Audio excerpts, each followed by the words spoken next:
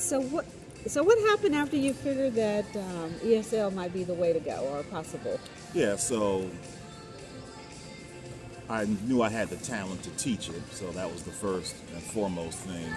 And then it was really just stepping out on faith. I really didn't know what was going to happen in that culture, in that setting, but I just had to trust God. I said, hey, I'm making a commitment to do this, and I'm just going to go all in and trust the Lord to bring about whatever results He's going to bring about. So the class went okay. I think the kids learned a little something, a few English words and phrases. And I had another blessing that I was able to share a public testimony on two separate occasions and talk about the reason we were there, and to talk about salvation and our faith and the love of Christ, and to really make clear gospel presentations. So what I learned about the Thai culture is that it is thoroughly Buddhist, and it is very difficult for anything to penetrate there. But that being said, the gospel is living and active, and we did our best to proclaim it. And so I believe that seeds were planted. And I believe that as other groups have gone in after that, they've watered those seeds and fertilized them, and then God brings the results.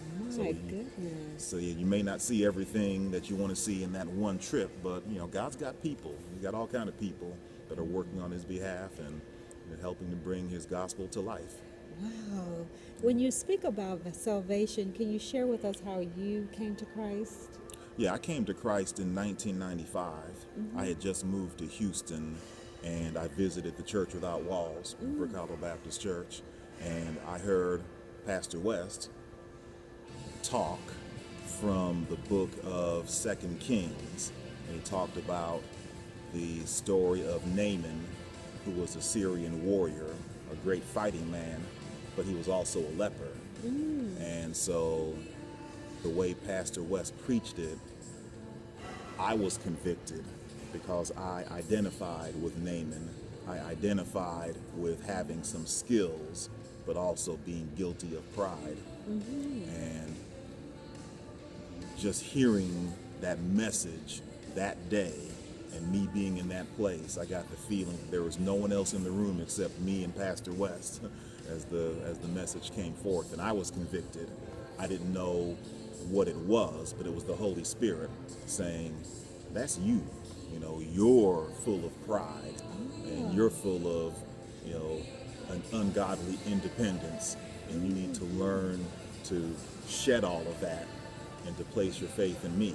Oh my. Yeah. Powerful, powerful. Did you get invited to the church, or did you see it online and get curious? Or? I had a friend I lived in New Orleans before, so a friend of mine from New Orleans had visited the church and said, hey, when you go to Houston, make sure that you visit this church, Brick Hollow Baptist Church, and they have a wonderful, dynamic pastor, and you'll really enjoy it. So, and I kind of heard it, but I wasn't in the Lord at that point, so I was just kind of, yeah, whatever.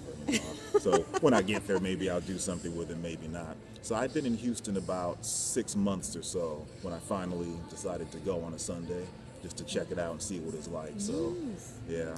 And so salvation came at that point, but it was still about another year or so until I really understood the challenges of living day to day as a Christian before I really had to trust God with a major situation.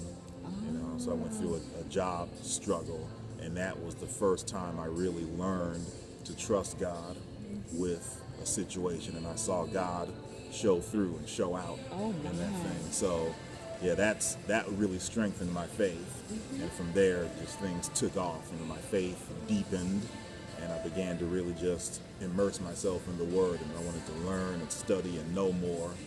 And so from there, just God opened up opportunities, and then 4 years later, missions became part of my faith walk. So